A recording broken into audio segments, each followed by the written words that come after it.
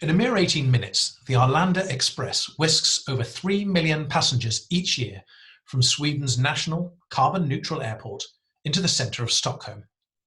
In typical Scandinavian style, it uses modern, electric, environmentally friendly technology.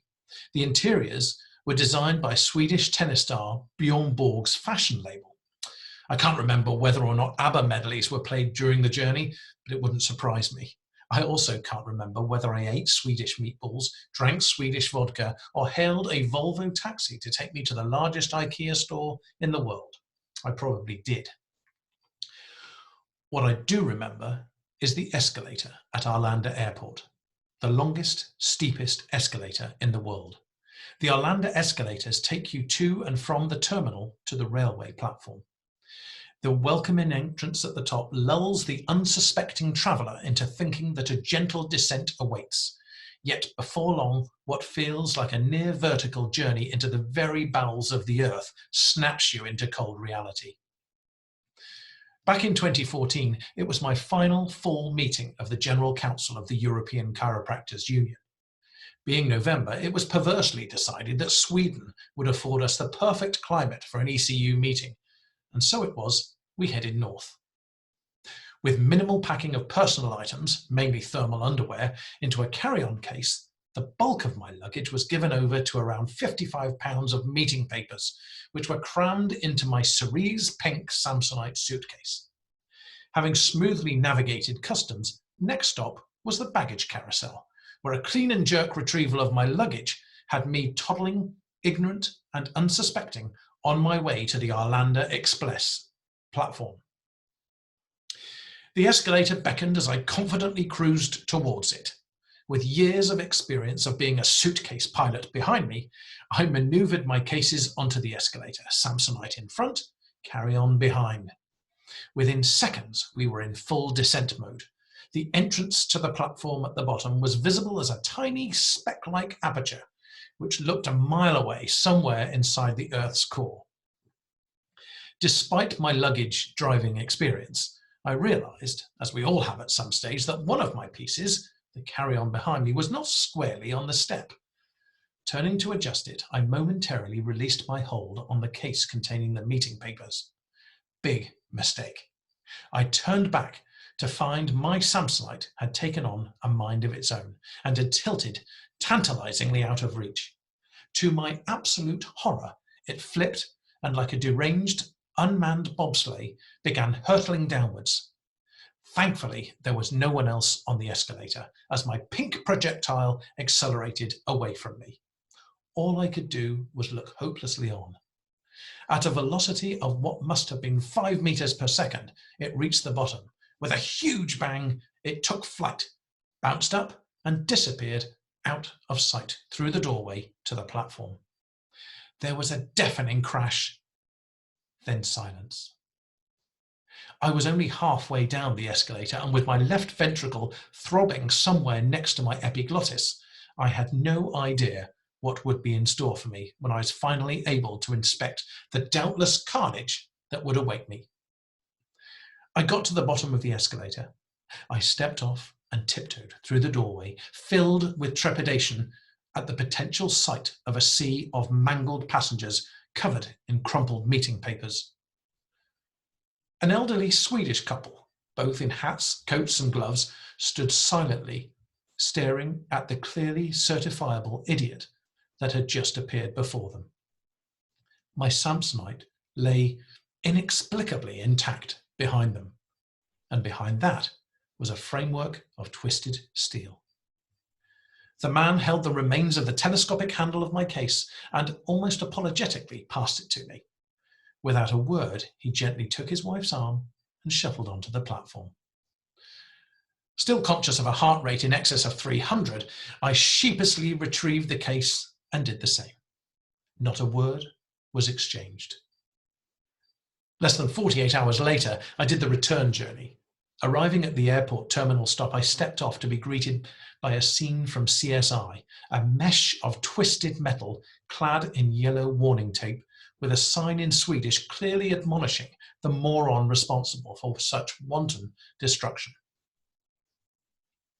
So why do I tell this story?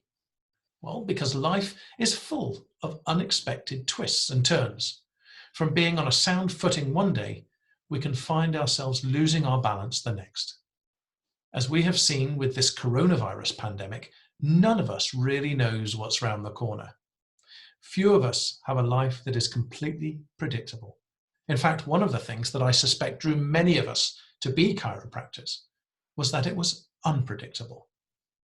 Not knowing who would walk through the door, what symptoms they would present, how we would be able to impact on their lives to make a difference.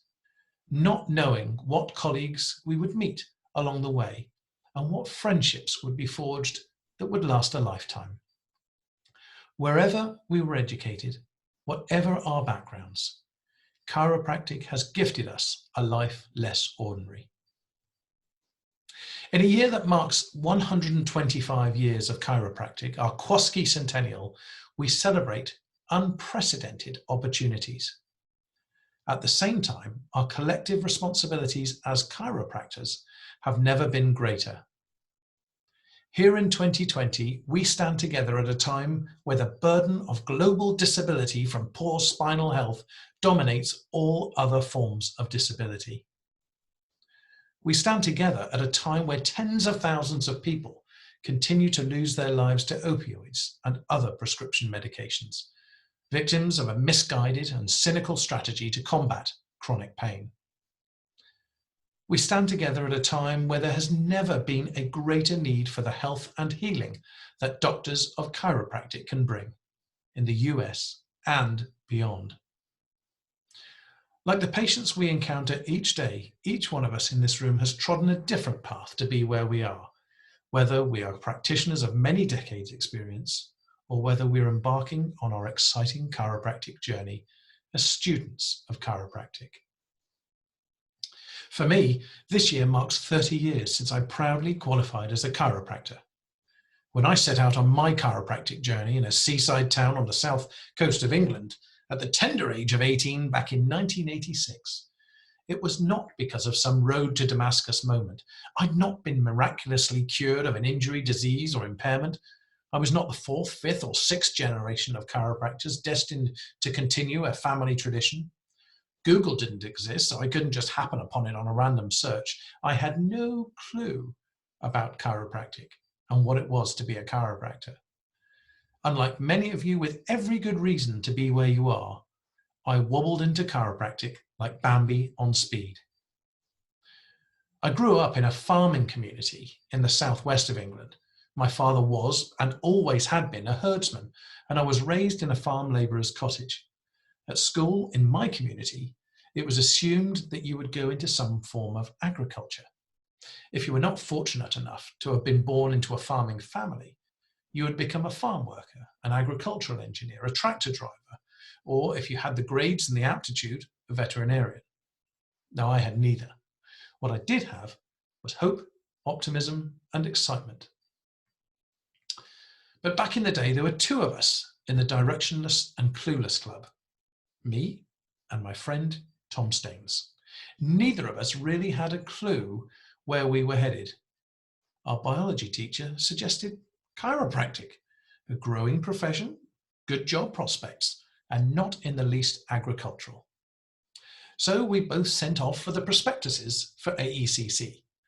Everything looked promising. We excitedly discussed heading to Bournemouth, qualifying and returning to our hometown, where, in tribute to our family names, we would proudly call our new health facility the Brown Staines Chiropractic Clinic.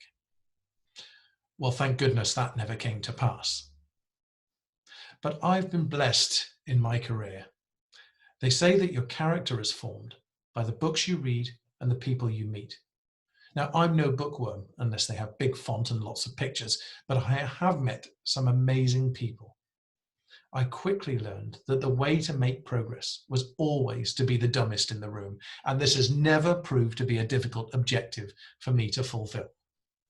I feel humbled whenever I find myself in a room where there are so many outstanding leaders present, and the sense of suffering from imposter syndrome has never felt greater. Now, chiropractic has come a long way in 125 years. As long with the rights that we now enjoy, including statutory recognition in every territory in Australia, every province in Canada, and every state in the US, we must recognise and embrace and accept the expectations that modern society has placed on us as healthcare professionals. Medicine has advanced exponentially. Millions of lives have been saved as a result of scientific breakthroughs. From the primitive days of bloodletting to today's stem cell transplants, robot technology, and artificial intelligence, the pursuit of knowledge has shaped our societies. The world's scientists dedicate their lives to groundbreaking discoveries.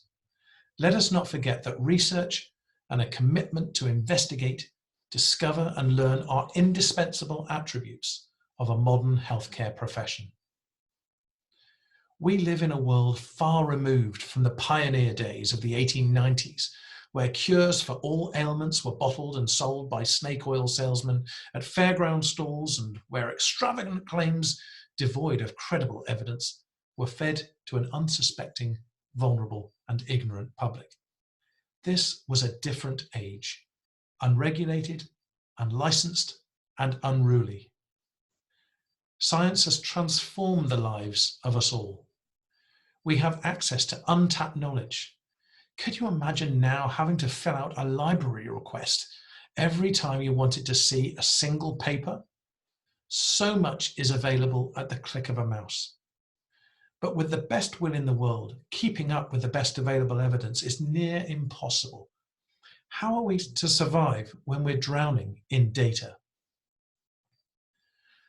The wisdom and resilience of the leaderships of many contemporary chiropractic associations to align chiropractic with established science and current evidence has been a display of courage in the face of resistance. It is often said that everyone wants progress, but no one wants change.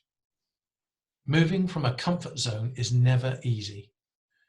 Being willing to jettison outdated dogma and embrace contemporary evidence is challenging.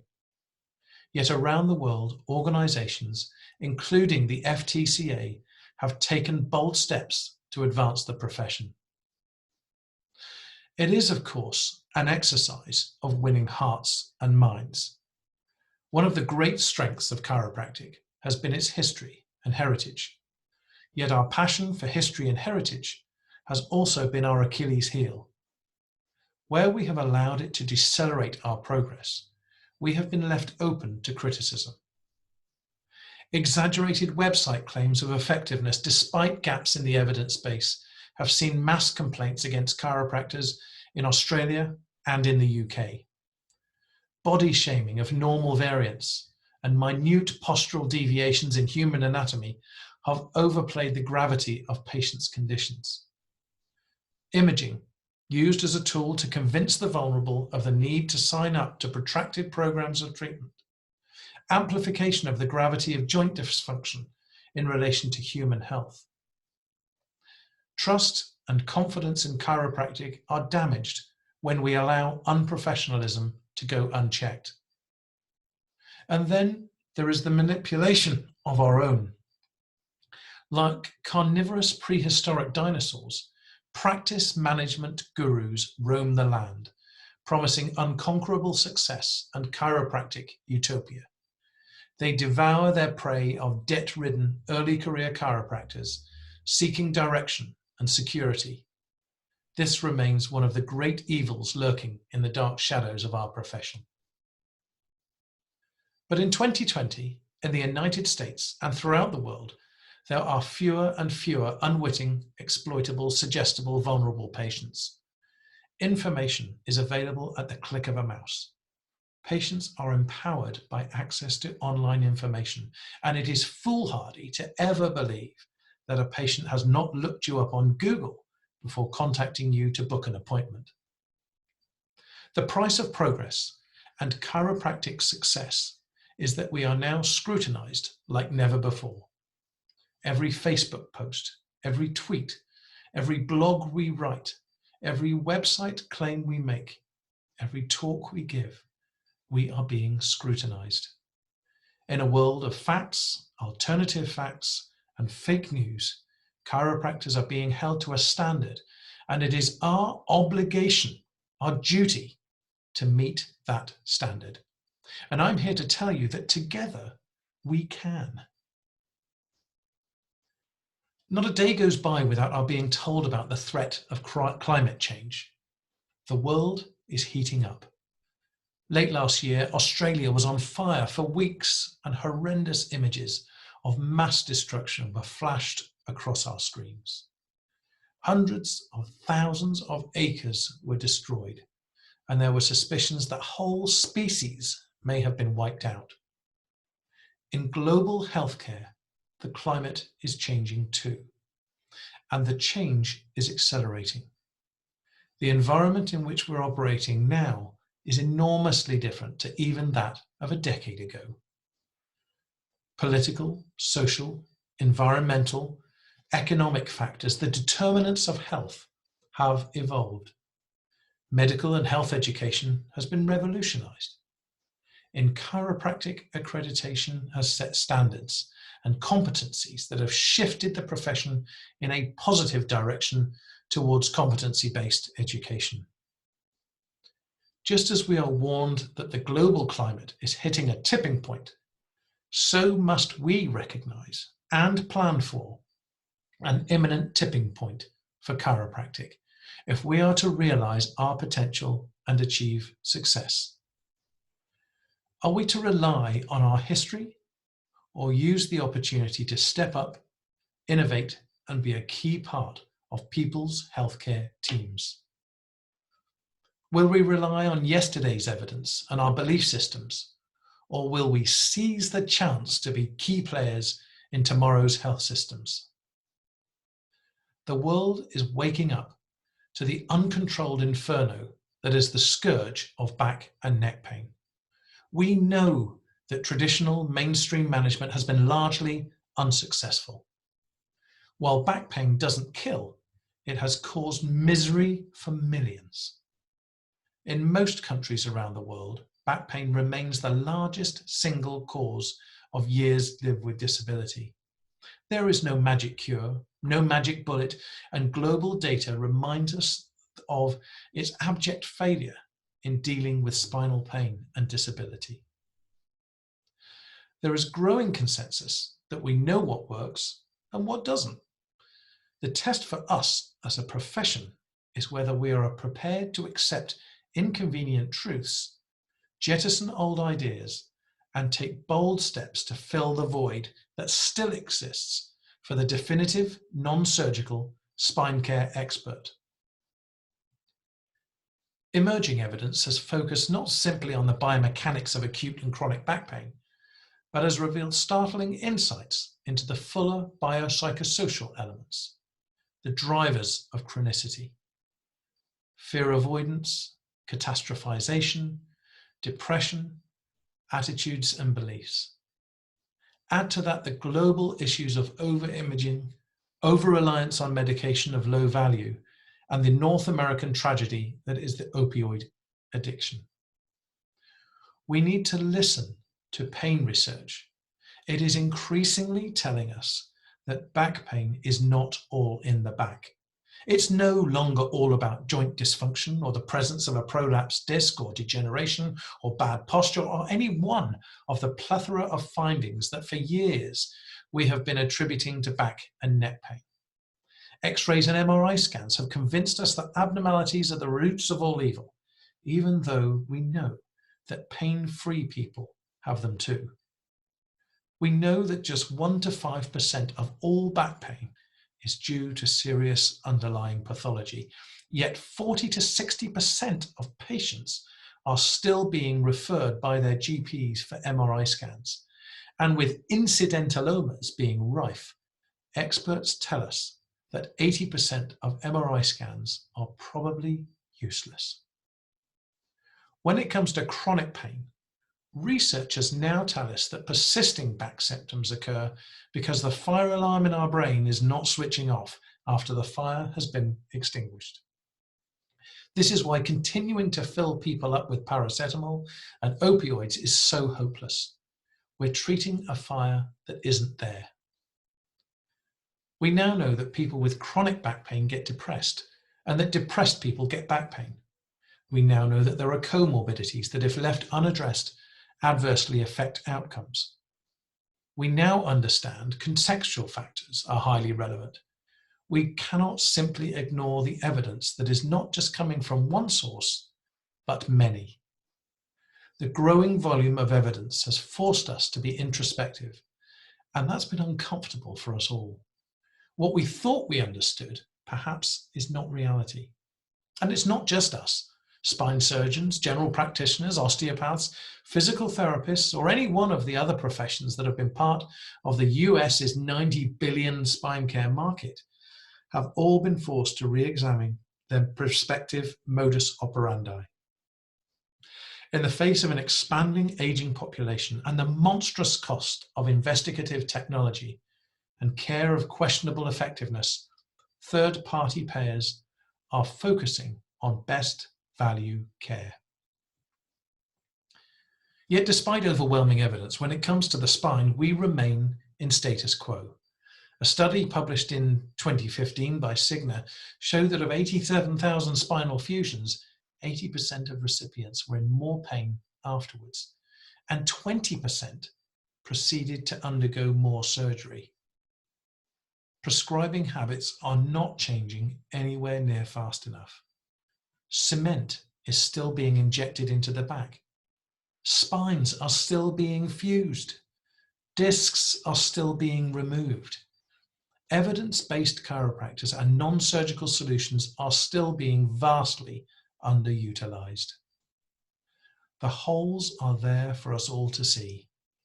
We need to fundamentally change the way we approach our patients, who in 2020 are fundamentally different from those of 1895. This is chiropractic's golden opportunity. In 2017, the WFC started a strategic planning exercise that would culminate in a plan that was adopted unanimously by its assembly of members last year in Berlin. The core plan was underpinned by 4 pillars: support, empowerment, promotion, and advancement. Running through all of these pillars were what have become known as the EPIC principles. Using the hashtag #BeEpic, the WFC advocates all chiropractors to be evidence-based, people-centered, interprofessional, and collaborative. So let's spend a few minutes unpacking EPIC to explain why it really is our duty, our driver, and our future. The E of EPIC is evidence-based practice. A few years ago, I had the honour of speaking on the subject of evidence-based practice at Oxford University, the oldest centre of learning in the English-speaking world. Oxford University dates back to 1096. Some of the world's greatest leaders have been educated within its walls. Albert Einstein, Stephen Hawking. We've had monarchs, heads of state, even Rowan Atkinson, better known to the world as Mr. Bean. For any Harry Potter fans, yes, the dining halls in the Oxford colleges are just like that. Just being there was an amazing experience. In talking about evidence-based practice, I raised a few eyebrows when I revealed that my chiropractic education back in the mid-1980s was BS. A few more went up when I told the audience that medical education at the time was also BS. So was osteopathic education, as was physiotherapy education. Without a doubt, it was all BS. Now, before your jaws do actually start incurring friction burns on the carpet, let me explain.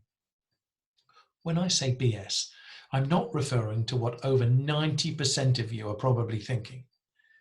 I'm referring to Dr. David Sackett, arguably one of the greatest epidemiologists ever and the godfather of evidence-based medicine. Back in 1996, he published an article in the British Medical Journal, Evidence-Based Medicine, What It Is and What It Isn't. All too often, evidence-based practice is misrepresented and completely mischaracterized. Critics oppose it because they think it means that everything we do in chiropractic has to be supported by randomized controlled trials, systematic reviews, and meta-analyses. Where such evidence exists, it cannot simply be overlooked in favor of convenient low-level evidence, but to characterize EBM as being wholly dependent on level 1 evidence would be wholly wrong. Evidence-based practice is the judicious integration of the clinician's experience and expertise, coupled with the best available scientific evidence and taking into account patient values and preferences in the individualized care of patients. Now, what does this mean in practice for chiropractors? Well, it means a commitment to lifelong learning and a commitment to a better understanding of emerging science. It means seeking to be better and a willingness to move from a comfort zone in the face of new knowledge that challenges our preconceptions. It calls upon us as a profession to call out cherry picking of evidence. It calls upon us to reject fake news and the misrepresentation of research findings for the sake of convenience. It means real investment in knowledge translation and a championing of work done by people like Carol Conciliere and Sean Thistle, who in my humble opinion are at the vanguard of knowledge transfer in chiropractic. What we so desperately need is a joined up approach to the synthesis of evidence into practice. And this is where our investment as a profession truly needs to focus. We owe it to our patients. We owe it to the public, and we owe it to ourselves. We need to acknowledge that evidence is agnostic and that research coming out of other professions can be applicable to what we do. Increasingly, we are seeing interprofessional research teams where the professional badges that people wear are discarded in favor of the skills they bring as investigators. The walls are coming down. Take, for example, the Lancet series of low back pain papers published in 2018. Jan Hartvikson, a graduate of Palmer College of Chiropractic and a professor at the University of Southern Denmark, was selected as co-chair of the steering group. The resulting 3 papers took the spinal health world by storm, generated 15 million tweets, and validated what chiropractors have been saying for decades, that surgery is often useless in anything but the short term, and that pharmaceutical interventions confer very little benefit. These papers are gold, platinum even, for the chiropractic profession, yet their importance has been nowhere near emphasized enough. These papers need to be read by every chiropractor. Okay, some colleagues have got on their high horse and lambasted the Lancet papers for their criticism of the widespread overuse of diagnostic imaging. However, to reject what the rest of the world is telling us does not position us well. This, of course, was captured in the ACA's Choosing Wisely recommendations and others in so many countries around the world. We are living in unprecedented times. Never before have so many chiropractors committed their careers to research, and never before have so many chiropractors published in world-class journals. These people are moving the needle. They're positioning chiropractic on a global stage.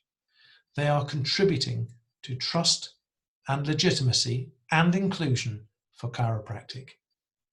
Not only are we being invited to the party, we're also getting to sit at the table. Here in the US, take Christine Gertz, Gert Bronfert, Ronnie Evans, Mike Schneider, and many others. When it comes to evidence-based practice, this is our time. Guideline after guideline is advocating non-surgical, non-drug approaches to care. The provision of manual therapy, including spinal manipulation and soft tissue techniques, the provision of therapeutic advice and exercise, reassurance and education. These are the tools of our trade. Evidence is on our side. We simply cannot squander the opportunity that research is now gifting us to be acknowledged as non-surgical spine care experts. But it means all of us working together and committing to be epic. Each and every one of you in this virtual meeting are using your experience in the care of your patients. And I'm confident that chiropractors are among the very best in the world when it comes to listening to our patients and appreciating their individuality and uniqueness. We are already a good way along the track.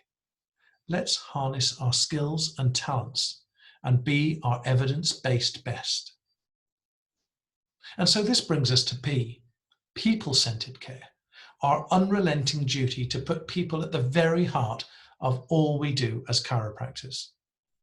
Winston Churchill famously said, "You make a living by what you get. You make a life by what you give."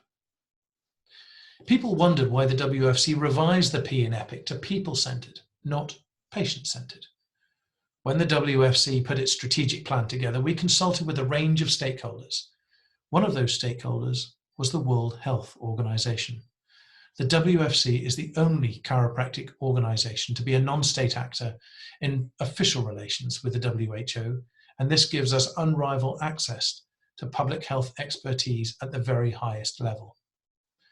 They explained to us that by restricting ourselves to patient-centered care, we overlook the role of chiropractors as primary healthcare professionals to positively influence communities and populations in spinal and MSK health. The WHO is, of course, absolutely right. Being people-centered, of course, incorporates being patient-centered, listening to the patient's point of view, involving them in decisions about their care, empowering them to be in control, recognizing them as unique individuals. This is where modern spine care is at right now. Gone are the days of patients, families, carers, and nurses going all dewy-eyed and hanging on the every word of the dashing young male physician portrayed in countless episodes of Dr. Finley's Casebook. Patients are savvy consumers. Like any product, they expect the product you deliver to have been rigorously tested for effectiveness. They expect it to be tailored to their specific requirements. They expect excellent customer service and a satisfactory remedy if something should go wrong. And they're not shy about leaving a bad review if they're unhappy. No longer will patients tolerate a cookie-cutter approach to patient care. A one-size-fits-all model is one that is doomed to failure. This doesn't mean that we shouldn't adopt standard operating procedures, and this is essential for all well-run chiropractic offices. But when it comes to patients, honoring them as the individual human beings that they are is essential. Just stop for a moment and think about how we feel when we are made to feel special, when we are acknowledged, listened to, remembered, valued, when our doctor shows a genuine interest in our views, our lives, our family, and our work, when our suffering is acknowledged and plans to fix us take account of our individual circumstances, when people are honest with us and readily admit when others may have a better solution to our problems, when our backgrounds and cultures and perspectives are respected, how do we feel? We feel special, we feel valued, and we feel connected. So let's make a commitment to being people-centered as part of being epic chiropractors. In the words of my hero and stunt double, Barry White, patients should be our first, our last, our everything. The I of epic is interprofessional. One of the biggest criticisms of healthcare is that it isn't joined up. Specialties exist in vacuums. Systems of the body are treated as separate, distinct entities, devoid of connectivity. Health professionals don't talk to each other and are fiercely protective of their turf. Departments are isolated and boundaries are delineated. We often refer to this as siloed care. Silos are in no one's interest. They breed mistrust, protectionist behavior, and narrow-mindedness. Patients find themselves repeating their case histories countless times and undergoing repeated tests and procedures. Like a silver ball in a pinball machine, they are pinged, spun, and ricocheted around hospitals and clinics. It's no surprise that they are left dizzy and confused. Interprofessional care breaks down barriers and destroys silos. It acknowledges the critical importance of a joined-up, holistic approach that patients so desperately crave. It takes account of the fact that our amazing bodies are a magnificent amalgamation of interdependent symptoms. It helps us to place in context the myriad factors, contextual factors, that are the influencers, the promoters, and barriers of how we respond to care. Until recently, history has not afforded chiropractors great opportunities to be parts of these teams. The dark days of containment and elimination remain in the memories of our more senior colleagues. The jailing of chiropractors for practicing medicine without a license, the banishment into the wilderness of healthcare with threats of similar punishment meted out to any medical doctor that dared to fraternize with quacks. At the same time, we haven't been innocent bystanders in all of this. For reasons both good and bad, chiropractors have often gone it alone. They've had to carve their own path, and like the pioneers that made this country what it is, they dared to be different. They took on the medical establishment head to head. They challenged the mantra of drugs and surgery, incurring the wrath of big pharma as they went. Some groups rubbished, and indeed continue to rubbish, global public health programs of vaccination. But like never before, chiropractors are embracing an interprofessional approach as a part of being epic. Who would have ever believed that in 2020, chiropractors would be delivering care as part of multidisciplinary teams, treating the country's veterans? Who would have dreamt that chiropractors would have been part of the official medical services teams of the Olympic Games? Who would have thought that chiropractors would be part of hospital-based spine care teams, in some cases even directing them? And who would have thought that chiropractors would now routinely be establishing clinics hosting the widest range of medical and allied health specialties? Last year's ACA Interprofessional Spine Care Conference in Pittsburgh was a celebration of interprofessional care and the role that chiropractors can play in addressing the global spine crisis. Here, we saw leaders in spine care from multiple professions coming together, sharing best practice, recognizing commonality of purpose, acknowledging the relevance of research across professions. This is where we need to be. Isolationism is dead, and those who continue to advocate it will restrain the profession like a big rusty anchor dragging along the seabed. Being part of an interprofessional team is not just for the chiropractic elite. Everyone can engage in working with other spine care and health professionals. It matters not whether you are in a large multi-doctor practice or you practice as a lone practitioner. Reaching out, corresponding with other practitioners, attending meetings and building a network will raise your game and your status in the spine care world, and patients will love you for it. Taking a step back, let's take a moment to consider interprofessional education. To work interprofessionally, it helps massively if you learn interprofessionally.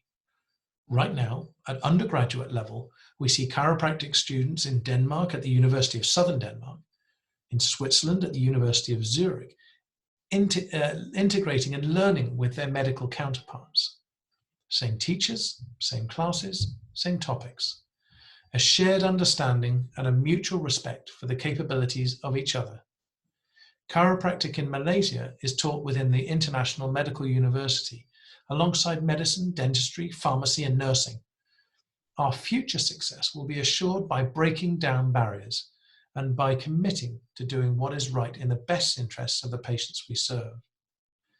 Even if we weren't taught with students of other professions, let's seize the chance to learn with them at postgraduate events.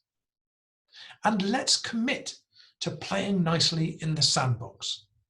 By discarding the baggage of the past, we can embrace a brighter future.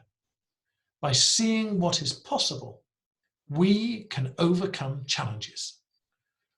By focusing on the needs of our societies, our communities, and our patients, we can assure our place as valued members of spine care teams within global health systems. As the saying goes, you will get everything in life that you want by helping other people get what they want. No one will tell you that being part of an interprofessional spine care team is easy. No one agrees all of the time. It can be frustrating. There will be times when you wonder whether it's really worth it. You will roll your eyes on a regular basis. But Rule 101 is to leave your ego at the door. Yes, we bring skills and experience to the table, not least of which are the strong psychomotor skills honed from years of practice that make us superb adjusters. But when it comes to working interprofessionally, a healthy dose of humility never goes amiss. The C of EPIC is collaborative. We have already touched on the value of chiropractors working with others. So what do we mean by collaborative when it comes to being EPIC? Well, collaborative care champions the role of chiropractors committing to positive engagement with patients, carers, and families. It's about recognizing the value of autonomy, self-direction, shared decision-making, and empowerment, and not promoting dependence on us or anyone else. It's about chiropractors as active participants in public health, collaborating in global programs, working at WHO to enable populations to enjoy happier, healthier, and more active lives. We know so much more about the management of spinal pain, disability, and health than we ever have in the past. Let's harness this knowledge with innovation and an acknowledgement that we're all in this together. But collaboration is more than that. For us to succeed as a profession, we must collaborate with each other, our classmates, our colleagues, even our competitors. Collaboration between researchers, academics, policymakers, politicians, and practitioners to seize the opportunities before us will allow us to realize our collective potential. Events like this online meeting bring chiropractors together and gift us the opportunity to enjoy priceless discussions, not as usual in the corridors and at the bars, but in chat rooms and other forums. Epic chiropractors coming together, sharing a vision and respecting the contributions of others. When we give each other a hand, we rise together. So evidence-based, people-centered, interprofessional, and collaborative. Our epic future depends on collaborating to raise the bar. When we collaborate, we win. When we commit to epic, we commit to a sustainable future of hope, optimism, and service, and a building of cultural authority that will ensure a sustainable future. So let our 125th anniversary be a springboard for change, engagement, and success. We have so much to celebrate and so many great people doing marvelous things for chiropractic. We have countless opportunities that our ancestors would never have imagined. We need to be bold and innovative and prepared to take our place in spinal healthcare as the experts in the healthcare system. As I close, it would be wrong not to refer to what, in my view, has been one of our greatest enablers of progress.